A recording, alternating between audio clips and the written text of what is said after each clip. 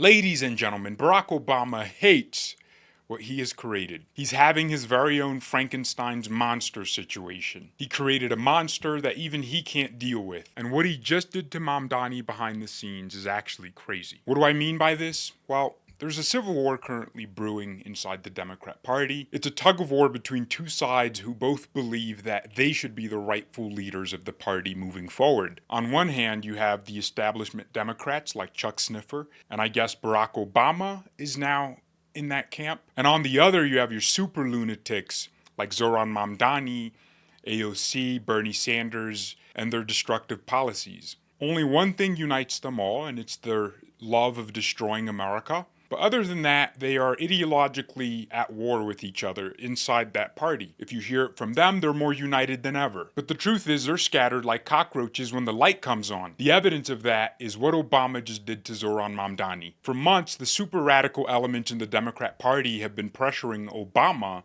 to officially endorse Mamdani. And it's not like a fringe endorsement where the guy's polling at 10%.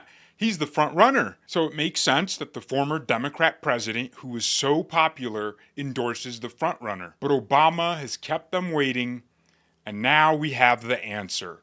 He has refused to endorse Zohran Mamdani. The New York Post breaking news headline says, Obama refuses to endorse radical NYC mayoral frontrunner Mamdani, even after publicly backing this previous mayor. The former president talked with Mamdani by phone Saturday, but withheld endorsing him after publicly backing even widely ridiculed Mayor Bill de Blasio in 2013. Obama was president then, by the way. The Democratic ex-president was just across the Hudson River at a last-minute rally for New Jersey Democrat gubernatorial candidate Mickey Sherrill, but he didn't venture into New York City to lobby for the party's mayoral hopeful in person, much less throw his support behind him before Tuesday's election. Mamdani's campaign advisor, who served under Obama as ambassador to South Africa, futilely tried to downplay the former president's lack of endorsement as one of the race's latest polls showed Mamdani foe Andrew Cuomo closing in. The president doesn't endorse in local races. Okay, that's a lie. That's a long-standing rule post-presidency. Gaspard claimed to the Post he endorses in general election races for federal office and governors. His call to Zohran is a huge boost at a critical moment and a signal to New Yorkers. But Obama's so-called endorsement rule is apparently plenty bendable. In fact, the 44th president has endorsed numerous candidates for mayor over the years, including the unpopular Bill de Blasio.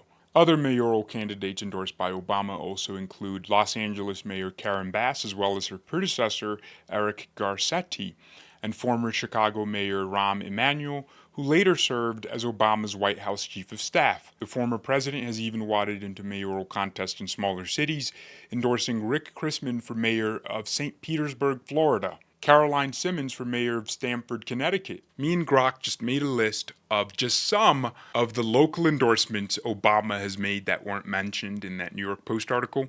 Look at this. School board in San Francisco. Peggy Moore for city council in Oakland, California.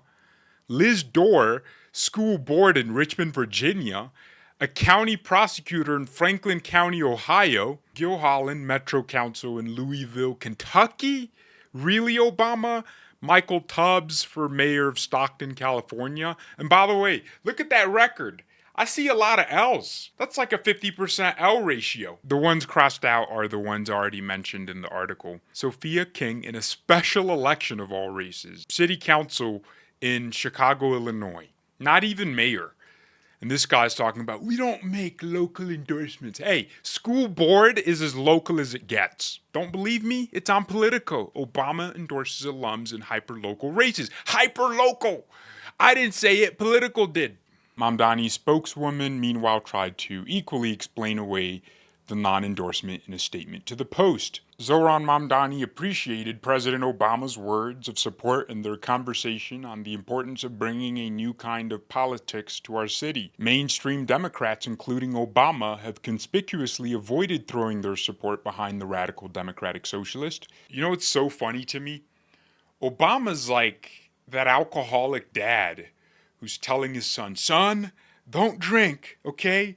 Don't drink. And it's like, hey man, if he ends up drinking in his future, it's because he's seeing you do it. Zohran Mamdani is what he is now because Obama started it. Obama walked so Zohran could run. Literally. Chuck Schumer and Senator Kirsten Gillibrand have declined to endorse anyone in the contentious mayor's race. Hakeem Jeffries only publicly backed Mamdani on October 24th, a day before early voting in the city began. Tom Suozzi, a moderate Democrat, even announced he was backing former Governor Cuomo. To put it very simply, even if Zohran Mamdani wins, he is cooked. The establishment Democrats do not like what's going on. So I think they're going to try their best to sabotage him. What I mean by that is they're not going to allow him to actually completely destroy New York City. Think about it this way.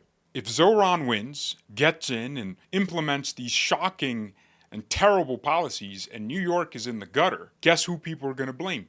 Not just Zohran.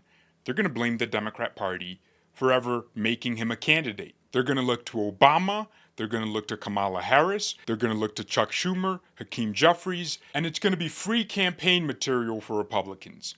Every Republican ad will just be, look what Democrats did in New York. And that's exactly what they're trying to do here in Georgia's 1st congressional district. The campaign material will be gold. What Obama is communicating here is pretty important. It's also very hypocritical. When I say Obama created Zohran Mamdani, I literally mean it. Zohran's story might as well be Obama's story. Only difference is Obama was born on U.S. territory. They both have these weird upbringings. Zohran from a wealthy family in Uganda. Obama's family was relatively well off. They both grew up in a major city, Zohran in New York and Obama in Illinois. And they both came into politics as outsiders. They both got touted as the future leaders of their political parties. When you listen to how Zohran Mamdani speaks and listen to Obama's old speeches, you realize they're the exact same person. It's like they're grooming these politicians in a lab. But I guess over time, as Obama understands the political system in the country,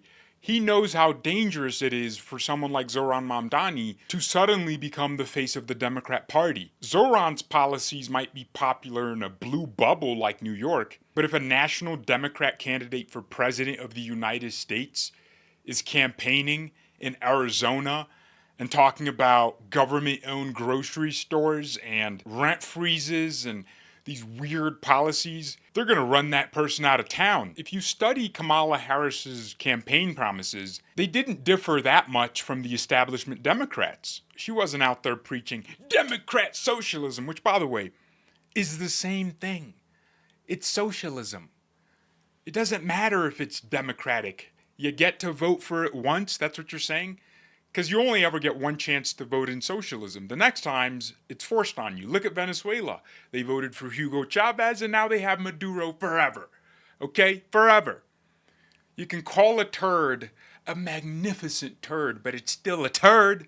It's still a turd. It's still socialism, ladies and gentlemen. Kamala's messaging was relatively tame, despite the fact that her father, Donald Harris, was a literal Marxist professor. That's why the Democrat Party was happy installing her as their nominee. I think the Civil War is going to be brewing in the next few years. Chuck, Obama, and Pelosi are having sleepless nights, most likely, tossing and turning, trying to figure out how to take back their party from these people that have hijacked it. We love to see it, don't we? Thanks for watching. God bless and goodbye.